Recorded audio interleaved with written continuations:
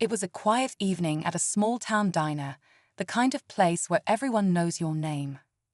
Sarah, a compassionate nurse who had just finished her shift at the hospital, sat at the counter enjoying a much-needed cup of coffee. The peaceful vibe shifted when a group of rowdy bikers walked in, their mocking laughter filling the room. They noticed Sarah and started making cruel, racially charged jokes, clearly targeting her. The other patrons awkwardly looked away, but Sarah sat there, calm and unshaken. What these bikers didn't realize was that Sarah wasn't just any nurse. She had a history, a past that no one in that diner could have imagined. And when that past came to light, everything changed. What happened next left the entire room stunned, and the bikers were left begging for her forgiveness in a way they never saw coming. Sarah's calm demeanor seemed to agitate the bikers even more. They leaned closer, their taunts growing louder, trying to provoke a reaction. The other customers avoided eye contact, their silence almost as deafening as the laughter. The waitress behind the counter glanced nervously at Sarah, silently willing her to leave, but she stayed rooted in her seat, her steady gaze locked on the men. One of the bikers, a burly man with a leather vest and an intimidating presence, smirked as he sneered, "What's the matter? Cat got your tongue." But Sarah didn't flinch.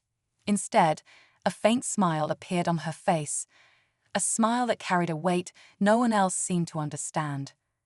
What no one in the diner knew was that Sarah had faced far worse in her life. Her past wasn't just painful, it was extraordinary.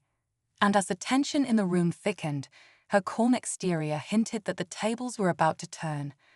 The tension in the diner was suffocating as the bikers continued their mocking, but Sarah's unshaken demeanor was starting to throw them off.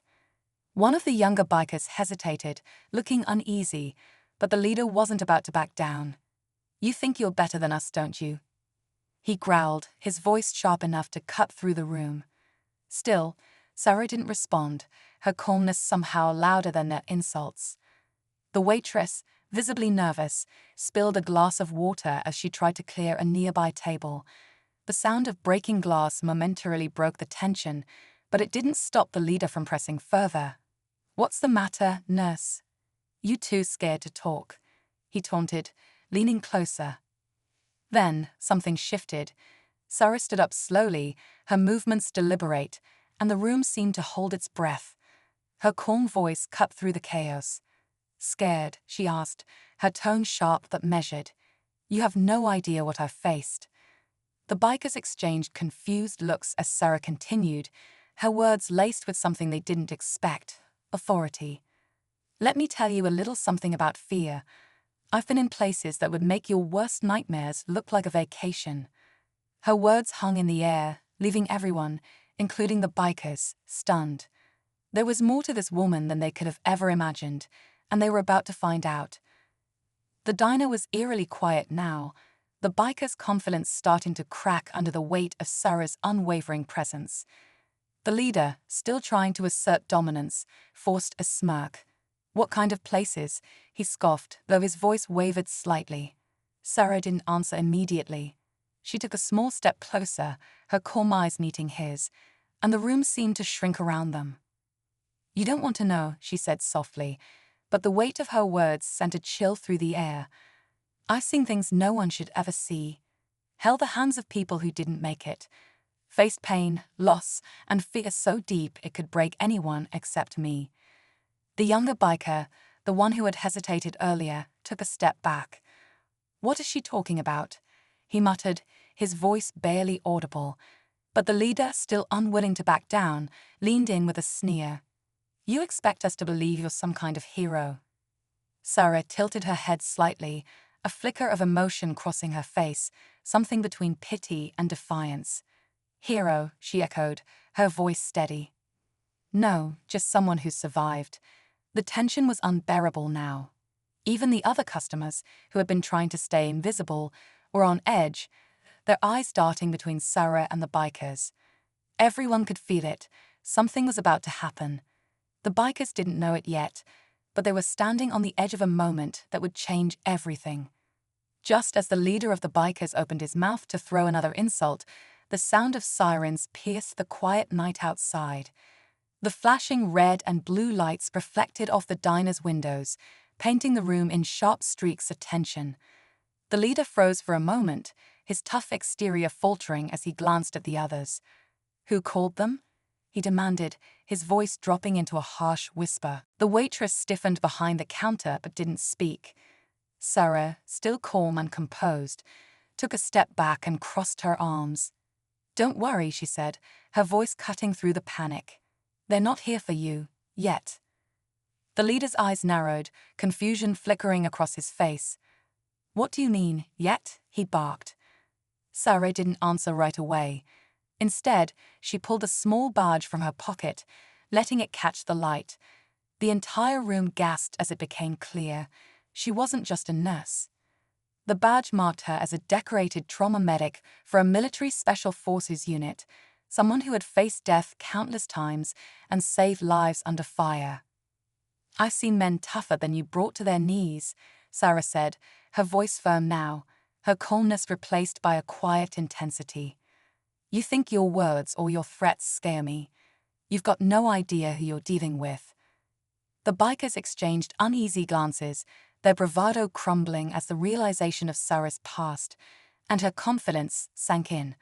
But before they could respond, the diner door opened, and an officer stepped inside, his eyes scanning the tense scene. The stakes had shifted, and now everyone in the room was caught in a moment teetering on the edge of something explosive. The officer paused just inside the doorway, his presence commanding silence as he surveyed the room. His eyes landed on Sarah first, who stood tall, her badge still in hand. Then he glanced at the bikers, their earlier bravado now replaced with visible unease. "Everything all right here?" the officer asked, his tone calm but firm. Before anyone else could speak, Sarah stepped forward. "I think we're about to find out," she said, her eyes locking with the leader of the bikers. She didn't raise her voice, but there was something in her tone that made everyone listen. The leader took a step back, his tough guide persona crumbling as the weight of the situation hit him. "Look," he muttered, "we were just messing around. No harm meant." Sarah tilted her head, studying him for a moment. "No harm," she said quietly. "You walk in here, disrupt everyone's peace, and think you can intimidate people because you're louder. That's not how this works." The officer took a step closer. "We've been getting complaints about your group all week," he said, addressing the bikers. "Harassment, reckless behavior. Tonight's just the latest incident." The younger biker, now visibly shaken, blurted out, "We didn't mean for it to go this far." His voice cracked, and the leader shot him a sharp look, but it was too late. The facade was gone. Then, in an unexpected twist, Sarah looked at the officer and said, "Give me a moment with them." The room went still as the officer hesitated, then nodded, stepping back. Sarah turned to the bikers, her voice softer but no less firm. "I know what it's like to carry anger, to feel like the world's against you. But you're better than this. You have a choice. Keep tearing people down, or start building something better." The leader looked at her, his face a mix of confusion and guilt. For the first time, he didn't have a snarky comeback. Instead, he lowered his gaze, the weight of her words sinking in. The officer stepped forward again, ready to take over, but Sarah raised a hand. "Let them go," she said. "They've learned enough for tonight." As the bikers shuffled out of the diner, heads low, the leader paused at the door. "Thanks," he muttered, barely audible, before disappearing into the night. The room exhaled collectively, and the waitress whispered, "Who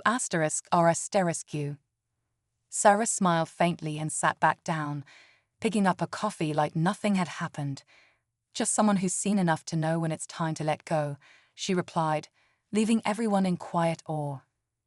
The diner slowly returned to its usual rhythm, though an air of disbelief lingered among the patrons. The waitress refilled Sarah's coffee, her hands still a little shaky. "You didn't have to do that," she said softly. Sarah gave her a small smile. "Sometimes people just need someone to remind them there's a better way." Outside, the officer lingered for a moment before tipping his hat in silent respect and driving away. The bikers were gone, the chaos they brought with them fading into the distance like a bad dream. Sarah sat quietly, savoring her coffee as the tension drained from the room. For her, it wasn't about being a hero, it was about staying true to the strength she'd earned through years of survival and compassion. As she left the diner, a peaceful silence settled over the night, leaving everyone inside with an unforgettable lesson about courage, kindness, and redemption.